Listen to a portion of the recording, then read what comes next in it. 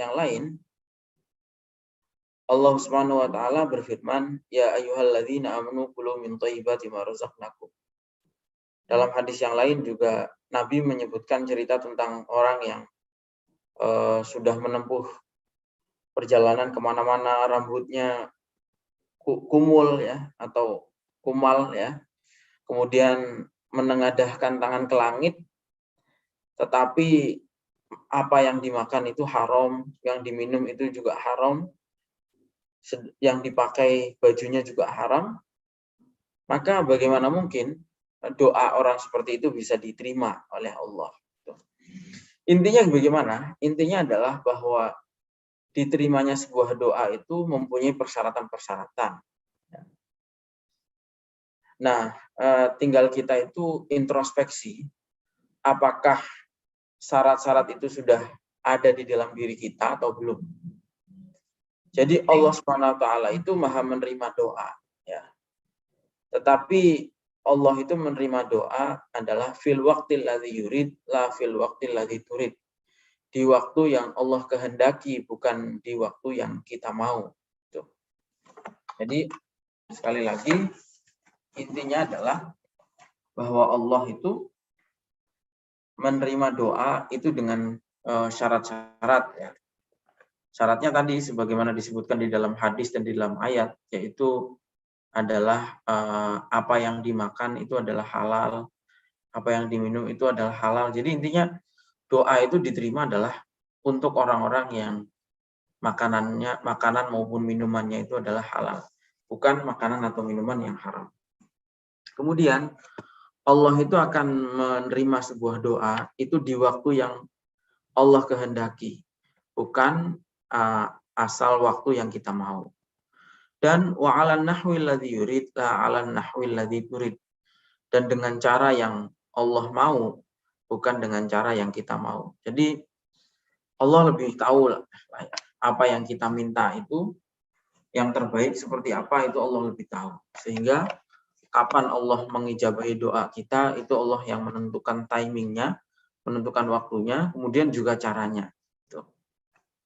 Nanti akan ada beberapa pertanyaan ini terkait doa ya, masih dalam rangkaian terkait doa. Oke, kemudian pertanyaan berikutnya 162 yaitu Zakarta sayyidi bi annahu min syurut istijabati du'a at-taubah. Kata panjenengan ya, ini ada penanya yang mengatakan begini. Kata panjenengan salah satu syarat diterimanya doa itu adalah taubat. Dan salah satu syaratnya lagi yaitu adalah agar hartanya itu adalah harta yang suci atau harta yang halal, bukan harta yang haram. Nah, saya punya dua pertanyaan dalam hal ini.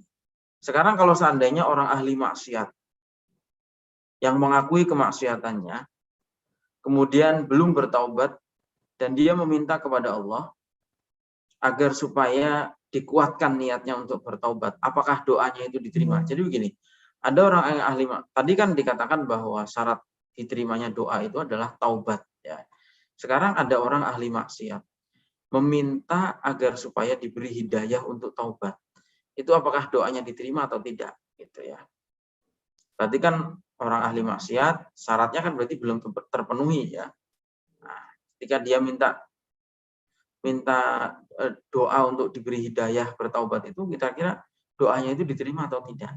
Yang kedua, seandainya ada orang hartanya itu haram, ya waktu masih banyak dosanya, mungkin berjudi dan seterusnya, dan kemudian berdoa kepada Allah meminta agar supaya hidupnya itu dijauhkan dari harta yang haram. Jadi intinya tadi kan prasyaratnya doa itu satu harus taubat, yang kedua hartanya harus halal. Sekarang bagaimana dengan doanya ahli maksiat yang ingin taubat? Itu diterima atau tidak? Yang kedua, doanya orang yang hartanya haram tapi ingin diberi rezeki yang halal. Itu bagaimana? Diijabahi atau tidak? Gitu. Nah, jawaban beliau adalah begini. 'alal ladzi yu'jizu 'anit taubati litaghallubi nafsihi 'alaihi an ya'tarifa bihadza li rabbih. Bagi orang yang kesulitan, ya, bagi orang yang ahli maksiat belum bisa meninggalkan kemaksiatannya, bagi orang yang hartanya haram belum bisa meninggalkan cara mencari hartanya itu yang haram, itu yang pertama harus dilakukan adalah mengakui dosanya itu di hadapan Allah Subhanahu wa taala. Itu. Kemudian dia melanggengkan doa seraya merendah agar Allah itu memberinya anugerah berupa hidayah, ya, dan tekad yang kuat untuk melawan nafsu. Wa kadzalik alladzi yaghshu wa yaqulu amwalan nas bil fadil fal ma'mul an yastajiballahu du'aahu. Ya. Begitu juga dengan orang yang hartanya haram, yang diharapkan adalah supaya Allah menerimanya. Gitu. Ya, jadi itu ya. Jadi terkait dengan pertanyaan apakah diterima taubatnya orang ahli maksiat, itu kata beliau yang harus dilakukan pertama adalah mengakui dosanya dulu di hadapan Allah Subhanahu wa taala dengan harapan Allah memberinya hidayah, ya. Kemudian orang yang hartanya haram juga demikian. Sekarang nomor 163, al-iltija ilallah wa masyairil khasyati minallah.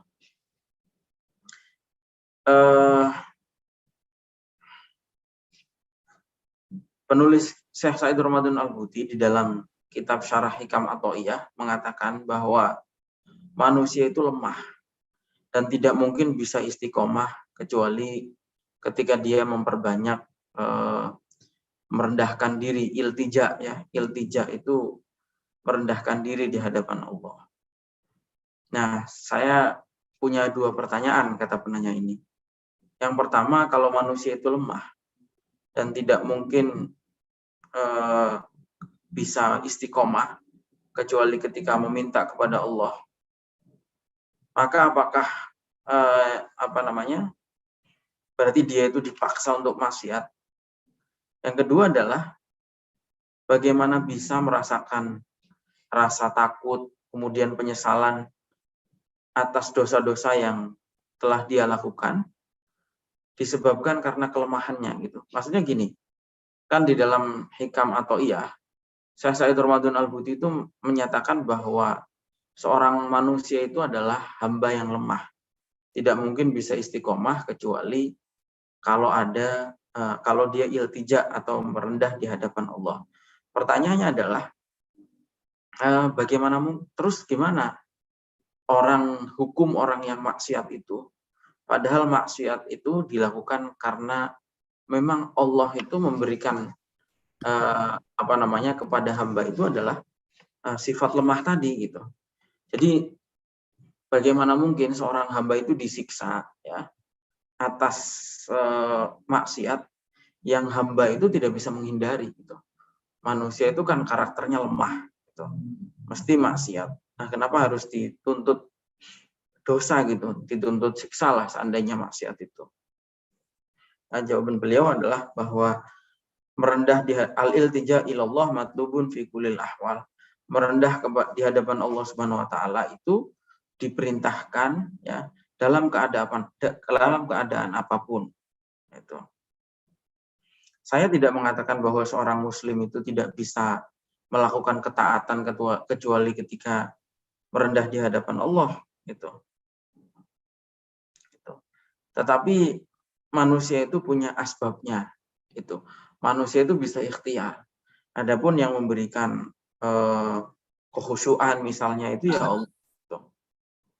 Nah, salah satu hal yang membuat seorang hamba itu bisa istiqomah, lagi-lagi kuncinya adalah sebagaimana yang disampaikan di awal, itu adalah menjauhi makanan yang haram. Gitu. Jadi kuncinya itu yang pertama, kalau menurut beliau, ini dalam banyak keterangan di sini, itu kunci daripada diterimanya ibadah, kunci daripada istiqomahnya orang beriman, itu adalah menjauhi harta yang haram.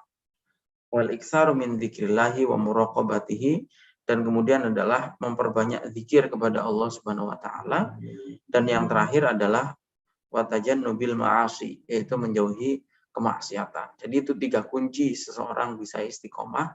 Yang pertama adalah menjauhi harta yang haram, yang kedua adalah memperbanyak zikir, dan yang ketiga adalah menjauhi maksiat.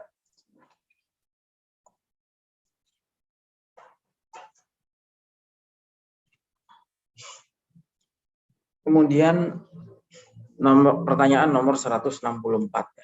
Iqtiranud du'a bil istijabah.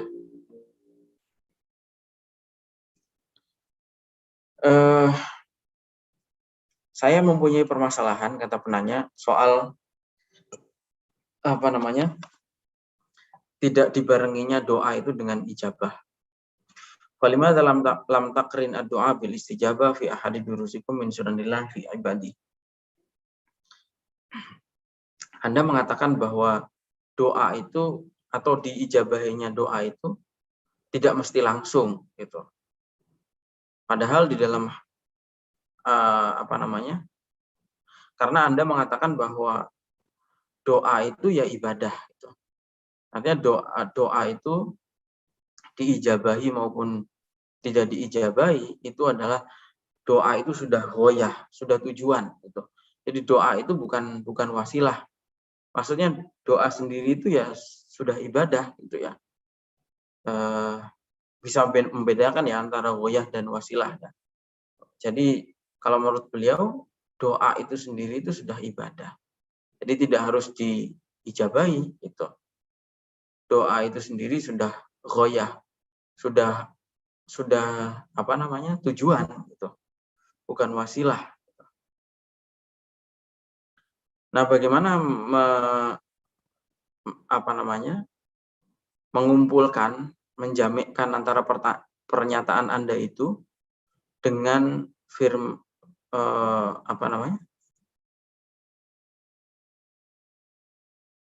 padahal Allah itu, kata penanya, itu selalu membarengkan ya antara doa dengan ijabah. Misalnya ud'uni astajib lakum, itu kan di dalam ayat-ayat maupun yang lain ya. Misalnya wa idza sa'alaka ibadi anni fa inni qarib ujibu da'watad da'i. Kalau di Al-Qur'an itu doa itu selalu dibarengi dengan kata-kata ijabah. Tapi Anda mengatakan bahwa doa itu sendiri adalah sudah ibadah gitu. Enggak harus diwujudkan gitu. Tuh. Jawaban beliau adalah memang tidak mesti bahwa semua doa itu langsung diterima gitu. Dan doa itu bukan hanya sekedar perantara untuk meraih apa yang diinginkan. Maksud saya begini, gitu kata beliau. Misalnya sholat itu kan di dalam Al-Quran dibarengkan dengan pahala untuk masuk surga. Tetapi bukan berarti manusia itu sholat untuk masuk surga, gitu. Tidak demikian, tetapi yang harus dilakukan oleh seorang mukmin ketika sholat adalah dalam rangka memenuhi perintahnya Allah. Wa tanfidzan limuqtadu' ubudiyatihi lillah, dan merealisasikan penghambaannya kepada Allah, baik dimasukkan ke dalam surga atau tidak. Itu. Dan yang diminta dari seorang hamba kepada Tuhannya itu adalah rahmat ya, wal ikram, dan kemuliaan, tatallu'an ila fadlillahi wa ihsanihi. Oke. Jadi intinya beliau ingin mengatakan begini. Jadi doa itu adalah ghoyah. Doa itu kita ditakdirkan untuk berdoa itu sendiri itu sudah ibadah. Tanpa harus terwujud apa yang kita minta itu. Terus kemudian meskipun Allah menjanjikan diijabahi, sebagaimana ketika kita sholat. Sholat itu kan di dalam Al-Quran menjadi jalan seseorang hamba itu masuk surga. Tetapi itu bukan berarti kita melakukan sholat itu demi surga. Tetapi kita sholat itu ya karena memenuhi perintahnya Allah, baik diberi surga atau tidak. Oke, kemudian yang ke-165 ini pertanyaan terkait dengan apakah ketika kita berdoa itu baiknya kita itu maksa, ya, ilhah, ya, atau biasa-biasa saja gitu. Maksudnya ya terserah Gusti Allah lah gitu. Atau kita itu baiknya harus maksa gitu.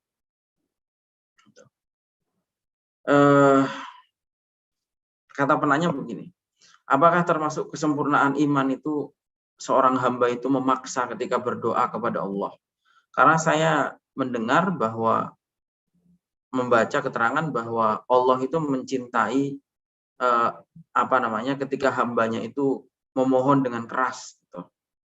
Atau sebaliknya, yang baik itu adalah Allah memilihkan yang terbaik itu tanpa kita memaksa itu. Karena kita percaya bahwa Allah itu tidak mungkin memilihkan kepada kita kecuali yang terbaik. Misalnya orang berdoa, ya Robbi urzuqni alwalada awil mala idza kana khaira. Ya Allah, berilah saya anak atau berilah saya harta kalau memang itu baik.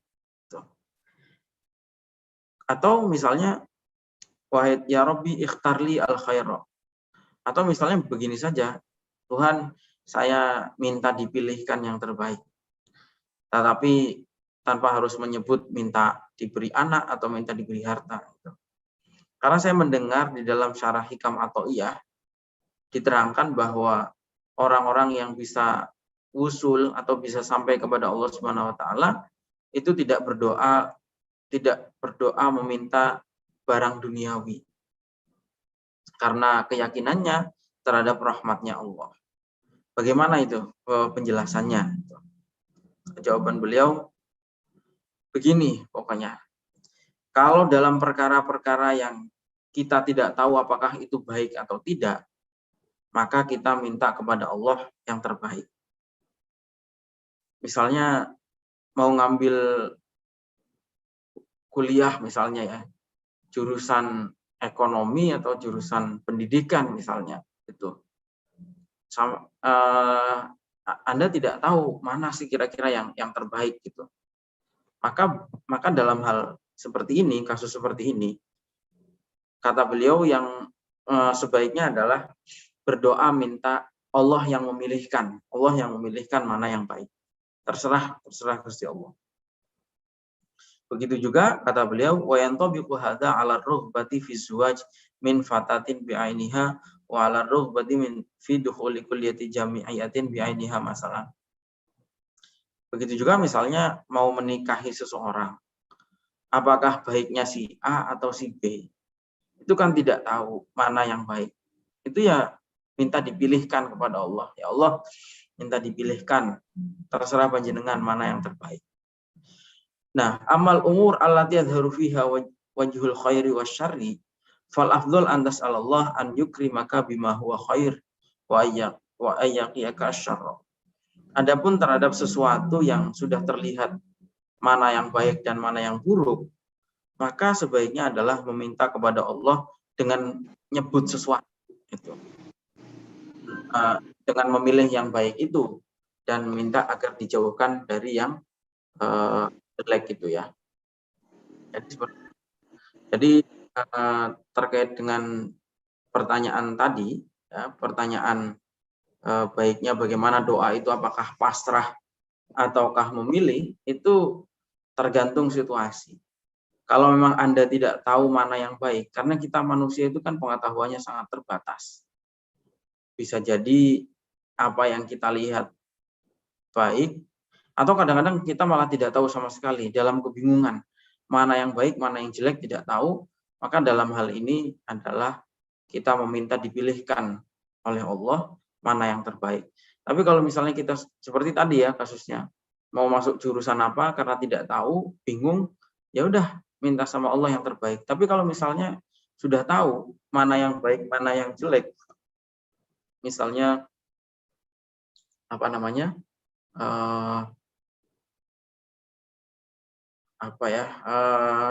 ya misalnya inilah, Anda sudah tahu misalnya di desa itu, di daerah Anda itu belum ada dokter misalnya, jelas sangat membutuhkan dokter.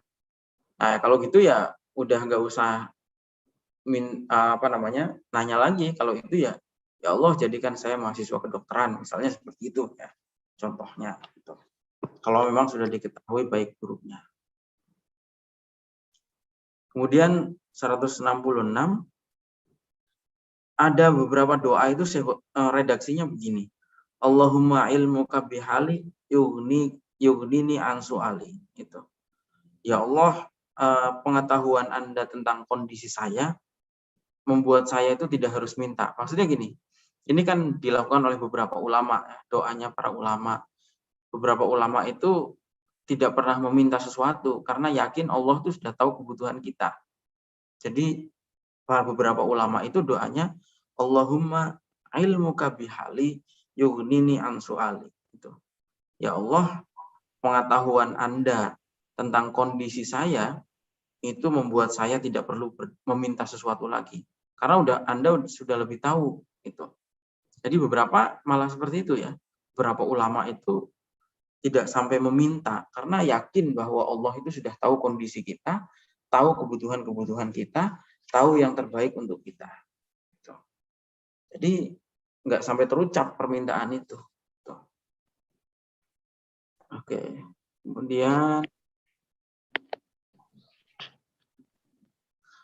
Kemudian begini, ini ada salah seorang jamaah pengajiannya beliau mestinya ya, yang menanyakan seperti ini.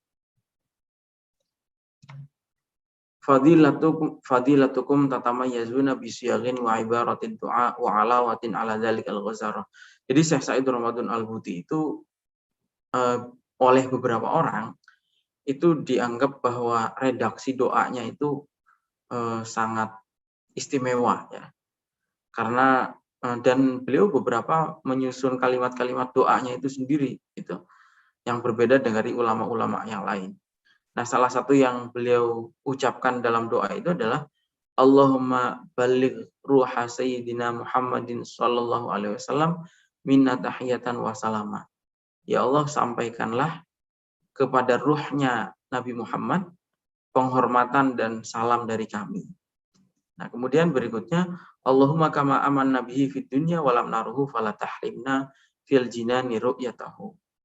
Ya Allah, sebagaimana kami beriman kepada Nabi Muhammad di dunia, tapi kami tidak sempat melihatnya, maka ya Allah di surga nanti jangan halang-halangi kami untuk melihat beliau. Nah, di dalam redaksi doa tersebut seakan-akan panjenengan itu sudah yakin bahwa panjenengan mesti masuk surga karena mengatakan ya Allah di dunia ini belum bisa melihat Nabi Muhammad. Tapi mudah-mudahan karena itu gitu, karena di dunia belum pernah lihat Nabi Muhammad padahal kami ini orang beriman, maka jangan halang-halangi kami melihat Nabi nanti di surga gitu. Seakan-akan di situ itu sudah yakin bahwa pasti masuk surganya gitu. Apakah itu termasuk husnuzon kepada Allah? Nah, jawaban beliau adalah kalimat wala tahrimna fil jinani ru'yatahu itu bukan berarti yakin bisa masuk surga, tetapi itu adalah tafaulan. Tafaulan itu ya berharap masuk surga. Jadi kalau misalnya ditakdirkan oleh Allah suatu saat itu bisa melihat Nabi, itu kan pasti posisinya di surga. Nggak mungkin melihat Nabi dari neraka ya. Itu kan tidak mungkin. Maknanya adalah bahwa kalau seandainya saya ini memang masuk surga, maka jangan halang-halangi untuk melihat wajahnya Nabi Muhammad SAW di surga nanti. Oke, kemudian berikutnya masih tentang doa ya. Ini banyak sekali pembahasan tentang doa di dalam rangkaian yang kita baca pada malam hari ini. Hal yakfi doa liyakuna ikhtiyari sahihan. Wahai Tuhan gitu, wahai guru, saya itu mempunyai beberapa permasalahan yang saya bingung menentukan mana yang benar dan saya harus menempuh jalan yang mana. Maka saya itu selalu berdoa kepada Allah agar dipilihkan jalan yang benar dan agar supaya saya itu tidak tergelincir ke dalam jalan yang batil. Dan kalau saya sudah berdoa, maka saya yakin bahwa saya melangkah itu langkah yang benar. Apakah cara-cara seperti ini itu dibenarkan atau tidak? Nah, jawaban beliau adalah bahwa yang bisa menjadi parameter untuk memutuskan sesuatu, apakah sesuatu itu benar atau tidak, itu ya syariat. Itu.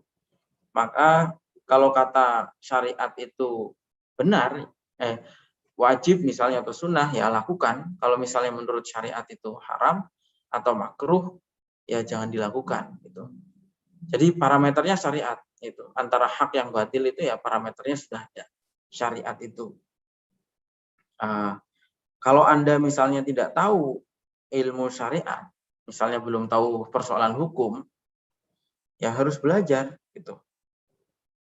Nah, kalau seandainya Anda sudah belajar fikih, hukum halal haram, kemudian masih bingung, nah barulah Anda itu dianjurkan untuk istikharah. Sebagaimana dilanggengkan atau selalu dilakukan oleh Rasulullah. Rasulullah itu langgeng melakukan istikharah. Makanya kalau di dalam kitab-kitab itu kan ada yang disebut dengan namanya istikharah as-sufiyah. Jadi istikharah itu bukan kalau pas mau nikah saja ya, pandangan masyarakat umum, apapun keputusan itu ya kita istikharah. Maka para ulama itu melakukan istikharah itu setiap hari. Itu ada namanya istikharah as-sufiyah. Nanti teman-teman bisa lihat itu keterangannya ya, dilakukan pagi hari bersamaan dengan sholat duha. Ya. Setiap kali sholat duha itu juga dilakukan sholat istikharah. Salah satu doanya adalah Allahumma in kunta ta'lamu anna jami'a ma ataharraku fihi min sa'ati hadhihi ila misliha min ilmi al-akhir khairun li fi dini wa ma'ashi wa aqibati amri ajli wa jili faqtur li wa sirli amri haram rahimin wa in kunta ta'lamu anna jami'a ma ataharraku fihi min sa'ati hadhihi ila misliha min ilmi al-akhir syarrun li fi dini wa ma'ashi wa aqibati amri ajli wa jili fasbir. Jadi itu istikharah harian ya. Ya Allah, andai Anda mengetahui bahwa apa yang akan saya lakukan pada hari ini sampai hari esok itu baik, maka takdirkan. Tapi kalau Anda mengetahui bahwa apa yang saya lakukan hari ini sampai hari esok itu jelek, maka saya mohon dijaga dari hal tersebut. Jadi istikharah itu setiap hari, ya. Bukan seumur hidup sekali. Ya. Istikharah itu dilakukan setiap hari supaya tadi ya langkah-langkah kita itu selalu dibimbing oleh Allah Subhanahu Wa Taala. Itu istikharah sufiyah, istikharah harian yaumiyah. Ya. Kata kaidah itu kan apa namanya? Ma khaba man istakhara wa ma nadima man istasyara. Tidak akan merugi orang yang mengambil keputusan melalui istikharah, apapun keputusan itu. Dan tidak akan menyesal orang yang mengambil keputusan itu dengan jalan musyawarah. Jadi dua hal itu penting. Istikharah itu penting, musyawarah itu juga penting. Dengan istikharah, keputusan yang kita ambil itu tidak akan merugikan kita. Dengan musyawarah, keputusan yang kita ambil tidak akan membuat kita menyesal. Karena keputusan itu sudah dihasilkan keputusan bersama. Kemudian ada yang curhat di pertanyaan nomor 170. Saya itu ini tarikun li sholati bisawabil kasal. Saya ini tarikus sholah, orang yang selalu meninggalkan sholat. Dan saya selalu berdoa kepada Allah Subhanahu Wa Taala agar melapangkan atau memberi saya hidayah. Nah, pertanyaan saya adalah, apakah doa saya ini termasuk tawakul? Ya. Nah, tawakul. Jadi bedakan antara tawakal dan tawakul. Tawakal itu pasrah setelah ikhtiar, menyerahkan kepada Allah setelah ikhtiar. Tapi kalau tawakul itu artinya adalah menyerah pada keadaan. Pokoknya nggak melakukan apa-apalah, itu tawakul. Bedakan ya, makanya jangan sampai salah. Tawakal itu bukan berarti tidak melakukan apapun. Tawakal itu ikhtiar. Setelah ikhtiar baru kemudian menyerahkan diri kepada Allah. Bedanya dengan tawakul, kalau tawakul itu adalah memang tidak melakukan apapun, menyerah pada keadaan, itu tawakul. Nah, tawakul ini tercela, perbuatan tercela, yang terpuji adalah perbuatan tawakal. Itu. Ya. Nah, kemudian jawaban beliau, jadi ini ada orang yang tarikus sholah, nggak pernah sholat. Bukan mengingkari kewajibannya, tapi karena malas. Gitu. Nah, dia itu meskipun nggak pernah sholat, tapi dia nyadari dia itu salah. Dia salah dan selalu berdoa kepada Allah, kapan saya ini diberi hidayah untuk bisa menjalankan sholat. Nah, jawaban beliau adalah, itu bukan termasuk tawakul yang tercela. Tetapi minimal Anda sudah mendekatkan diri kepada Allah dengan doa tadi, ya. Dan Allah berfirman, wa qala rabbukum ud'uni astajib lakum. Yang penting begini, al-muhim antakuna shadiqan fil tijaika ilallah. Yang penting jangan main-main gitu. Yang penting Anda itu betul-betul tulus mengakui Anda salah karena Anda tidak sholat. Gitu. Jangan karena main-main atau pantas-pantasan aja. Kalau ada orang misalnya cerita sama temannya, iya saya ini nggak pernah sholat, tapi pantas-pantas saya itu sudah berdoa gitu. Tapi harus memang benar-benar tulus, belum mampu mengerjakan sholat, tetapi memang tulus meminta kepada Allah agar diberikan hidayah untuk melaksanakan sholat. Dan selain ketulusan, juga butuh konsistensi dalam doanya itu. Sampai nanti Allah akan memberikan hidayah kepada Anda untuk melaksanakan sholat. Karena sholat itu adalah termasuk rukun Islam yang paling penting. Ini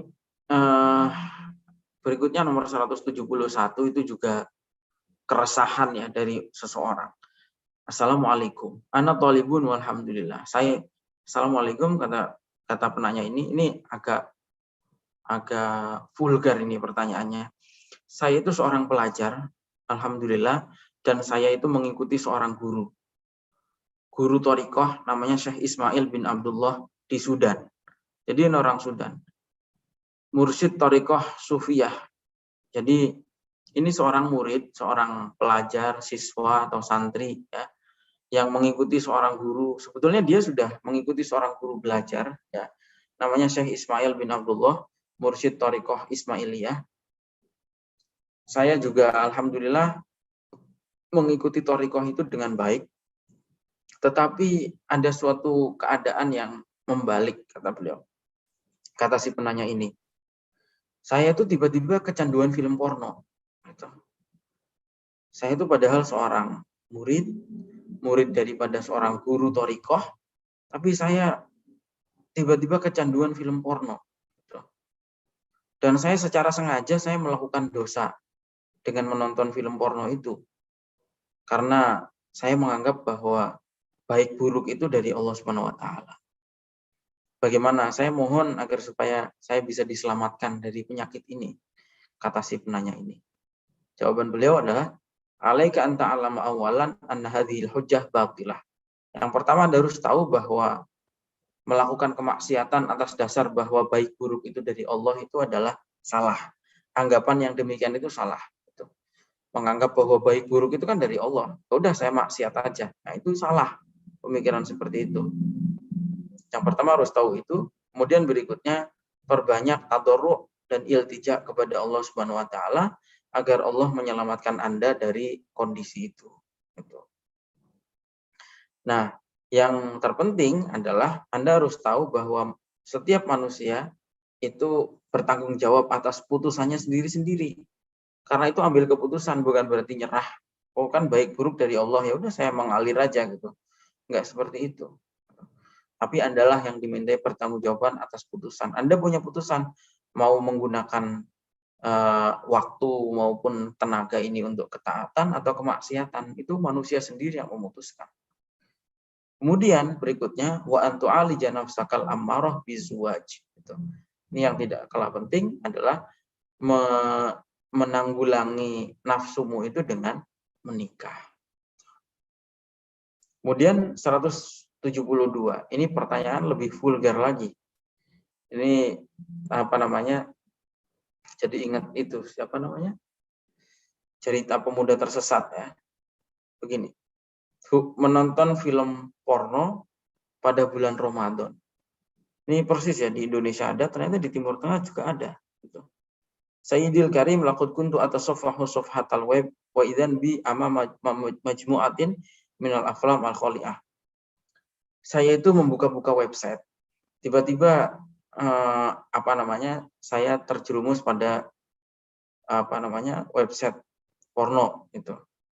Dan nggak tahu saya kecanduan itu. Saya merasa kecanduan melihat film-film porno itu sampai pada suatu bulan Ramadan saya merasa bahwa puasa saya ini rusak karena saya nonton film porno. Nah, pertanyaannya adalah apakah saya ini dihukumi pezina? Ya, karena saya sudah menonton film porno, karena saya pengen banget bertobat sebetulnya. Apa yang harus saya lakukan? Nah, kemudian jawaban beliau, la tahtajina ila aktsara minat taubati wal istighfari lillah. Anda hanya perlu memperbanyak taubat dan istighfar kepada Allah Subhanahu wa taala. Wal iqla'an hadzal ladzi tawarrata fihi, dan kemudian meninggalkan secara total ya. Udah tinggalkan, jangan diterus-terusin gitu. Adapun masalah menonton film porno itu ya tidak ada bedanya baik di bulan Ramadan maupun bulan-bulan lainnya. Tuh. Oke ya. Kemudian 173 al-istighfar minas shaghair. Istighfar atas dosa-dosa kecil. Di dalam kitab Syarah Hikam diterangkan bahwa dosa kecil yang terus-menerus dilakukan itu bisa menjadi dosa besar. Nah,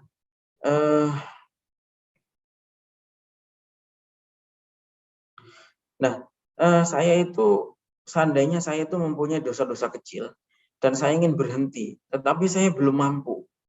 Di saat yang sama saya juga belum mampu beristighfar. Gitu. Tetapi saya berdoa kepada Allah agar supaya saya diselamatkan dari dosa-dosa kecil itu. Gitu. Nah, apakah ini masih tergolong dosa besar atau tidak? Al-istighfaru anis shaghirati wa taubati minha yaj'aluha fi hukmil ma'lumah. Istighfar, kata beliau, istighfar atas dosa-dosa kecil itu menjadikan dosa-dosa itu seakan-akan tidak ada. Tuh. Ya, menjadikan dosa itu seakan-akan tidak ada. Seandainya dosa-dosa kecil itu terus berulang karena memang Anda itu dhaif, tidak mampu meninggalkan dosa-dosa, belum mampu meninggalkan dosa-dosa kecil itu, ya ulang-ulang juga taubatnya. Dosanya masih terus berulang-ulang, istighfarnya juga harus terus-menerus diulang-ulang gitu. Kalau dengan ada dosa kecil diistighfari, ada dosa kecil diistighfari, maka dosa itu bersih sendiri gitu.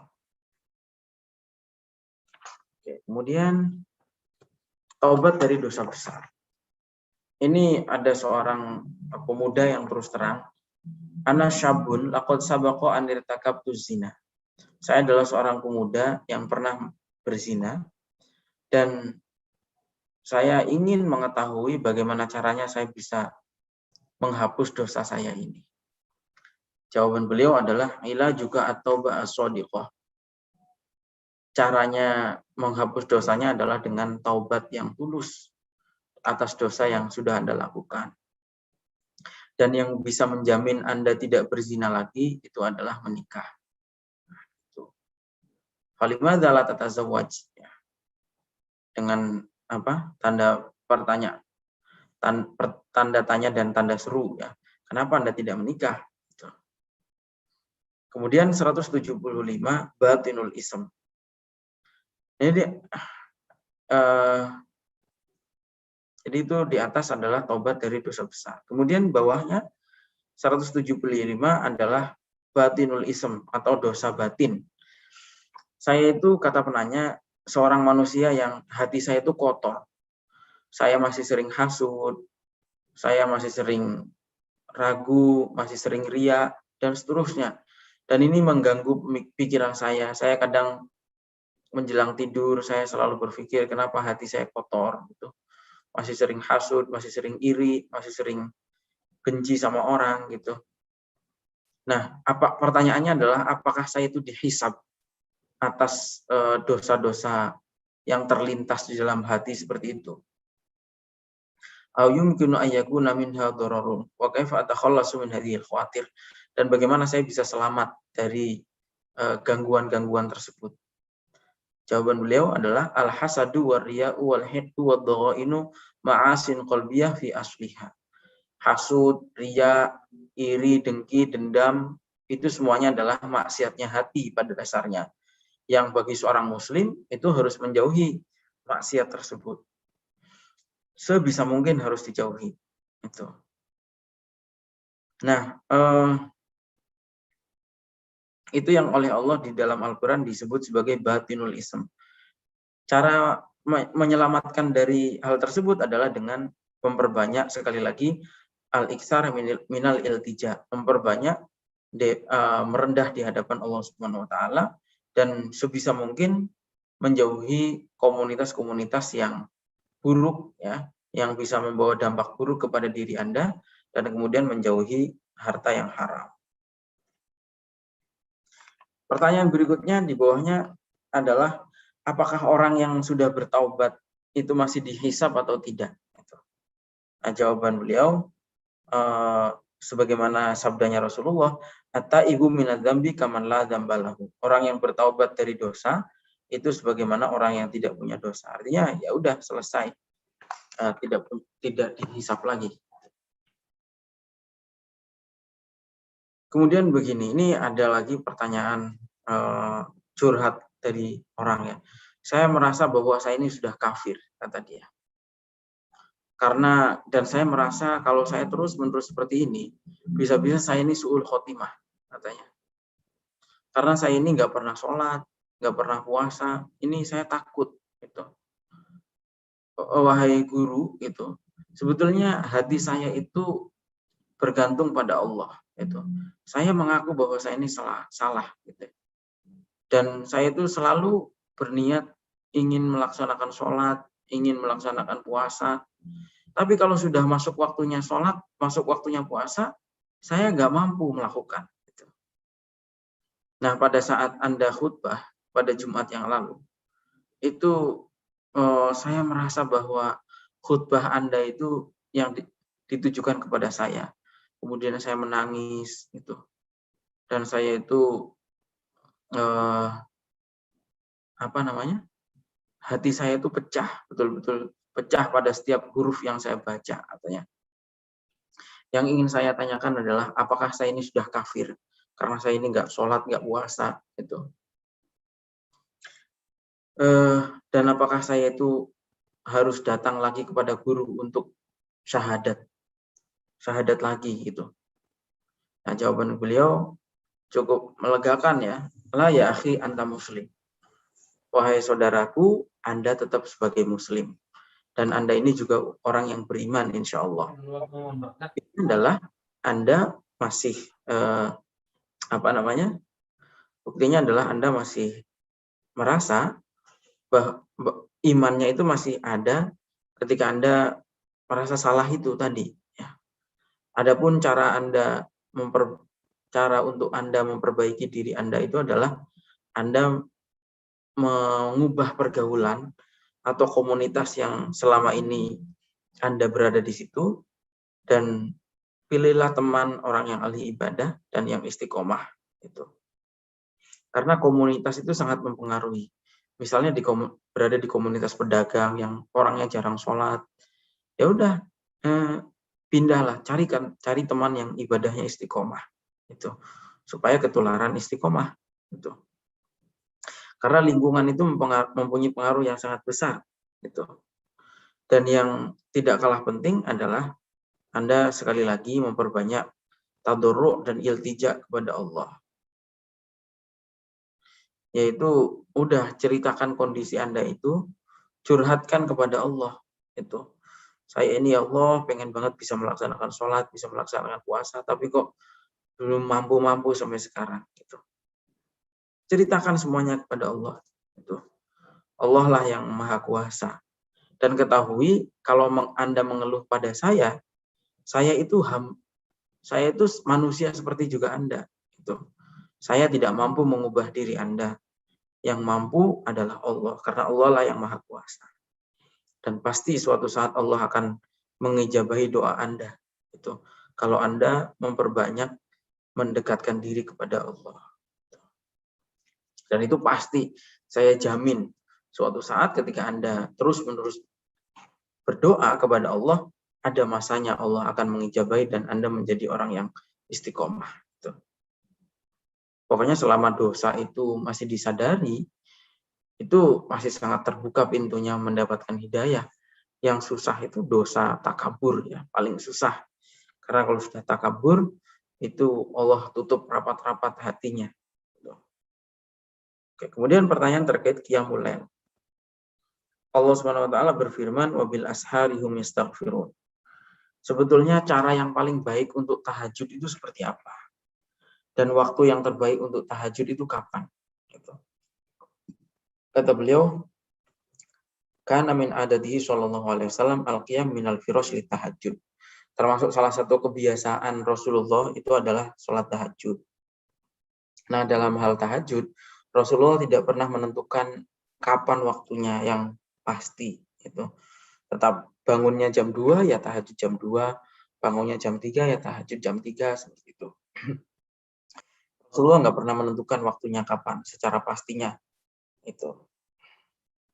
Yang jelas, salah satu kebiasaannya Rasulullah lagi adalah tidur miring ke kanan, ya, sebelum azan subuh, ya, lebih aidaqaik, beberapa menit. Kemudian berdiri atau bangun ketika sudah azan untuk melaksanakan sholat subuh. Gitu. Itu adalah sunnah yang maksur dari Rasulullah. Walam yakun min da'bihi an yanama qubailal fajri summa yaqum fa yatawadda min jadid. Gitu. Oke. Jadi seperti itu ya. Terkait waktu ya terserah sajalah, yang paling memudahkan Anda untuk sholat tahajud itu jam berapa. Kalau memang Anda mampu melakukan tahajud jam 2, lakukan jam 2. Kalau memang mampu jam 3, lakukan jam 3. Jam 4, ya lakukan jam 4. Gitu.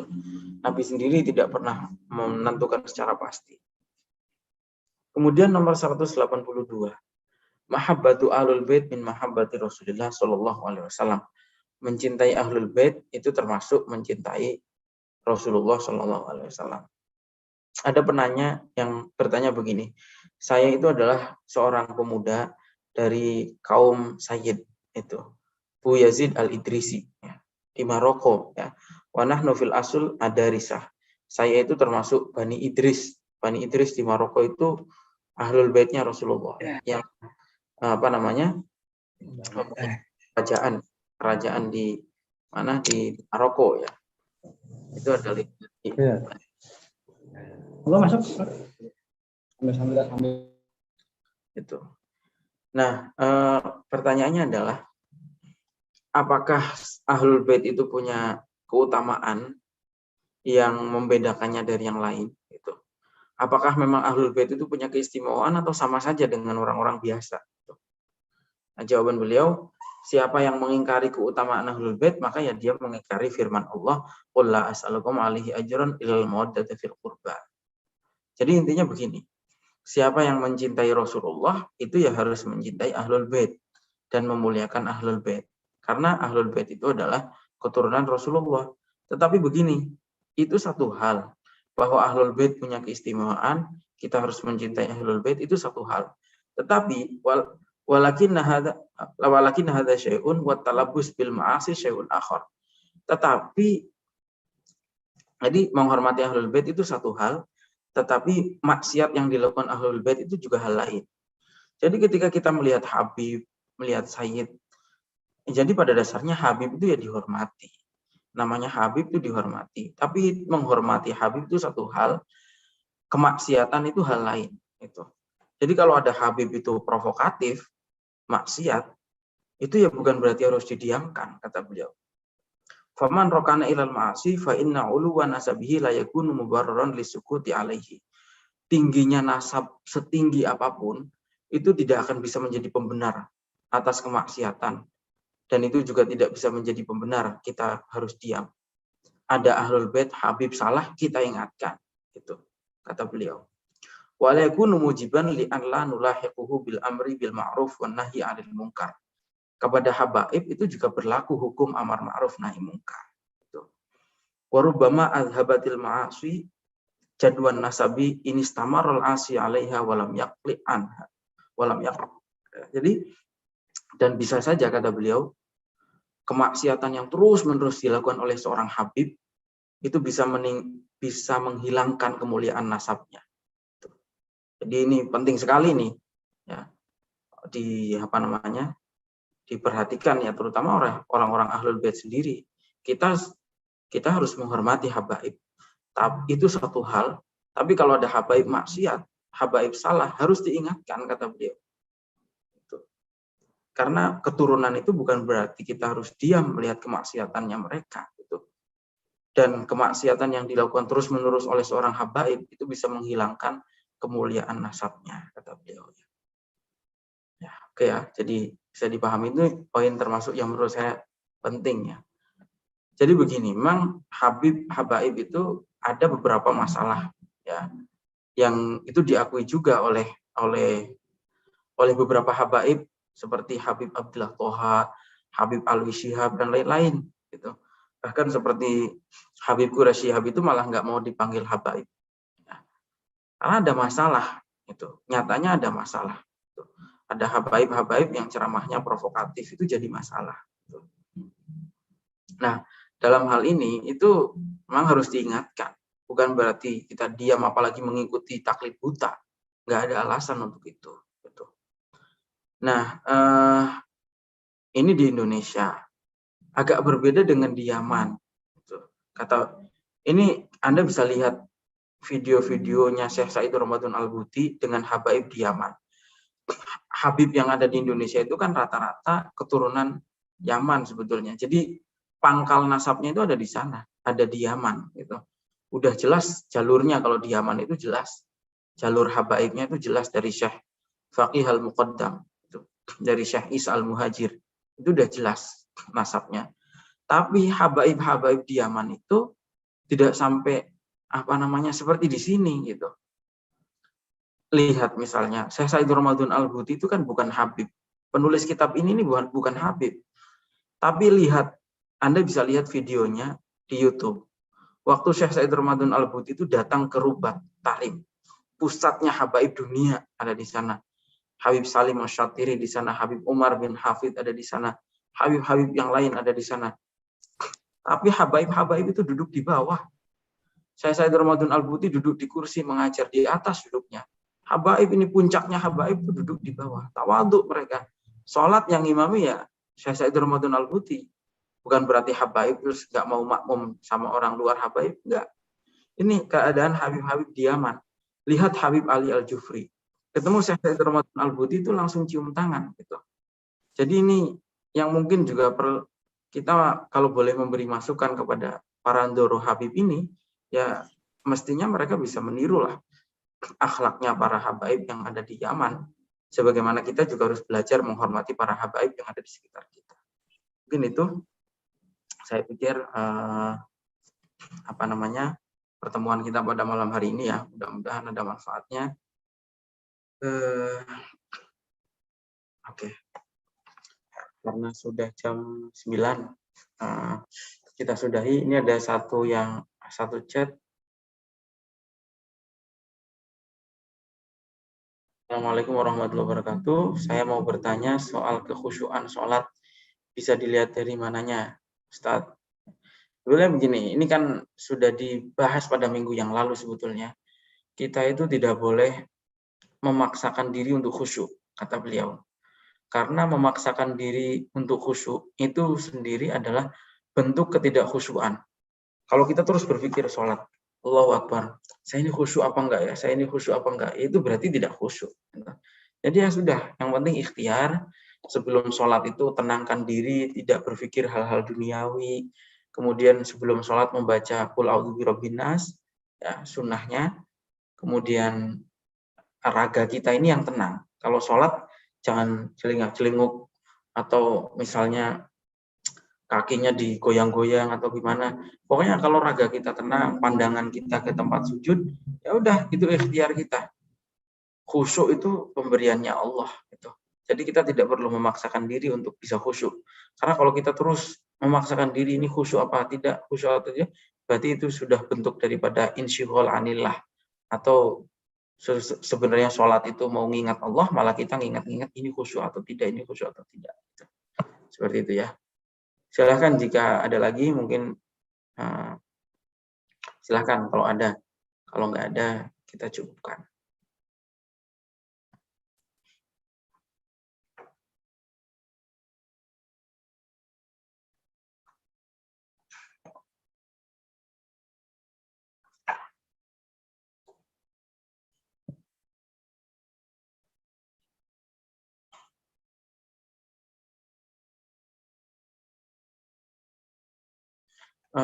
Soal Ahlul Bait, apakah benar Ahlul Bait jika berbuat kebaikan mendapat 2 kali pahala dan jika berbuat maksiat mendapat 2 kali dosa? Saya tidak pernah membaca soal keterangan itu ya, yang sahih tentu saja tidak pernah membaca.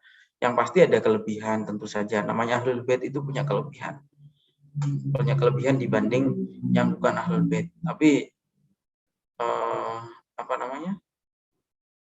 Kalau soal amalnya dilipat gandakan 2 kali, saya belum pernah membaca keterangan yang sahih terkait dengan hal tersebut. Ya. Nanti coba dicek lagi. Kemudian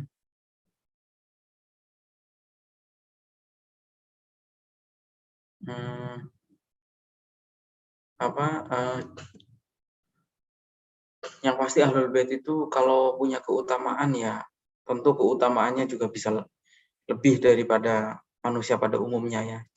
Para ulama-ulama yang luhur-luhur itu kan banyak Ahlul Bait ya. Banyaklah yang di zaman kita aja sekarang ya, misalnya Syekh Said Muhammad Alawi Al-Maliki ya. Beliau Ahlul Bait, alimnya luar biasa gitu. Puncak kealiman. Orang ahli hadis, ada Syekh Badruddin Hasani ya. Kalau Ahlul Bait itu pasti ada keistimewaan ya. Meskipun tadi tetap ada batasan-batasan tertentu. Tapi memang Nabi juga dalam salah satu hadis mengatakan, saya malu seandainya ada keturunan saya itu masuk surganya hanya karena bahwa dia keturunan saya gitu. Seperti itu. Kemudian yang terakhir, kenapa doa saya tidak dikabulkan? Itu Tadi sudah dibahas di pembahasan kita pada malam hari ini ya, di awal tadi pembahasan itu kan Allah itu menerima doa kita kalau makanan kita itu halal, maksudnya yang masuk ke mulut kita ini halal, sehingga itu prasyaratnya ya. Dan kemudian Allah itu akan menerima doa kita itu di waktu yang Allah kehendaki, bukan di waktu yang kita mau, dan dengan cara yang Allah kehendaki, bukan dengan cara yang kita mau. Jadi nggak mesti bahwa doa kita ini nggak mungkin diterima, tapi tidak sekarang. Kalau sampai sekarang belum diterima, ya itu Anda harus tadi introspeksi apakah harta yang Anda makan itu sudah halal atau belum. Itu seperti itu. Nah, kemudian kalau seandainya harta yang dimakan itu halal, doanya belum diijabahi, mungkin Allah sedang memilihkan waktu pastinya ya yang terbaik menurut Allah dan dengan cara yang paling baik menurut Allah. Kita kan pasti dalam hidup ini sudah mengalami banyak hal di mana kita meminta sesuatu, ternyata Allah memilihkan yang lebih baik daripada yang kita pilihkan itu. Kemudian begini, Allah itu akan mengabulkan doa kita meskipun kadang kita sudah lupa apa yang kita pernah panjatkan kepada Allah ya. Tapi Allah tidak akan pernah lupa. Saya sendiri ngalami juga dalam hidup ya, mestinya Anda juga mesti ngalami. Saya meminta sesuatu A, ternyata A ini tidak dikabulkan, Allah mengabulkannya B, tapi B ini malah jauh lebih baik. Seperti itu ya. Kemudian sehubungan dengan batas mahar, apakah merutinkan membaca doa kumail itu diperbolehkan, terutama jika dibaca oleh kita yang bukan penganut Ahlul Bait langsung, sebab pernah mendengar beberapa kontroversi juga yang melarangnya.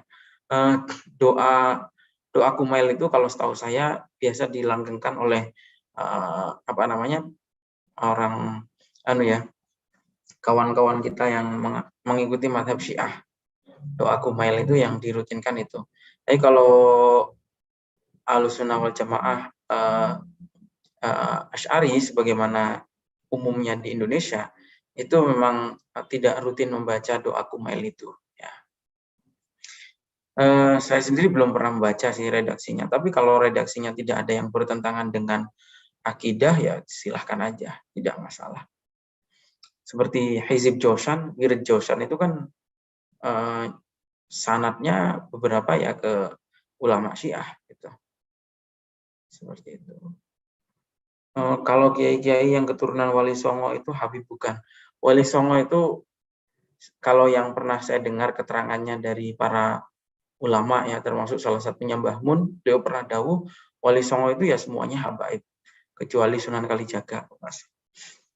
Jadi kiai-kiai itu ya habaib sebetulnya. Makanya memang seharusnya habaib-habaib yang ada di Indonesia itu ya justru lebih menghormati para kiai, karena para kiai itu habaib yang sudah menanggalkan gelarnya. Gitu. Jadi kiai-kiai yang ada di Jawa itu yang keturunan-keturunan Wali Songo itu ya zuriyahnya Nabi, sama-sama zuriyahnya Nabi. Tapi mereka datang ke Indonesia lebih dulu tanpa memakai gelar habaib. Karena sebetulnya gelar habib itu ya hanya ada di Yaman sama di Indonesia. Saya aja dulu di Syria itu nggak ada orang dipanggil habib itu. Tapi Ahlul Bait banyak. Di Libanon itu Ahlul Bait banyak, nggak ada orang dipanggil habib.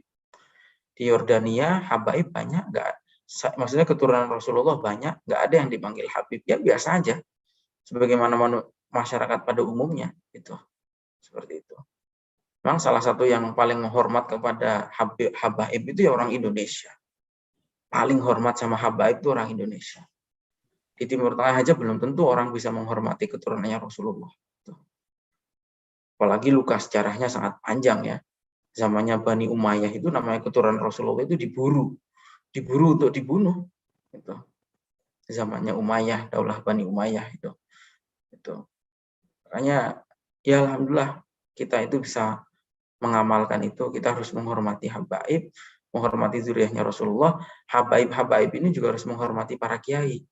Karena kiai-kiai pesantren itu juga zuriyahnya Rasulullah yang sudah menanggalkan gelarnya, bahkan masuk ke Indonesia lebih dulu daripada beliau-beliau. Itu mengislamkan Indonesia lebih dulu daripada beliau-beliau. Mungkin itu ya untuk malam hari ini. Insya Allah cukup. Kita sambung lagi pada hari Rabu yang akan datang.